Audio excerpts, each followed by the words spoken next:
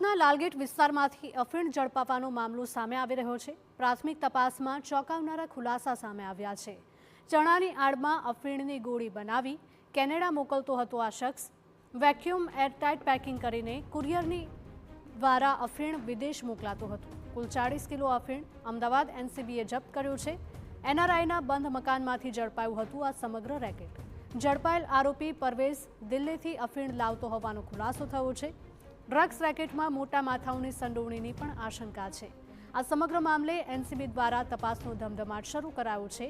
અમદાવાદની નાર્કોટિક્સ વિભાગ દ્વારા સુરતના લાલગેટ વિસ્તારમાં આવેલ એક અપાર્ટમેન્ટમાં દરોડા પાડી ડ્રગ્સના રેકેટનો પર્દાફાશ કરાયો હતો।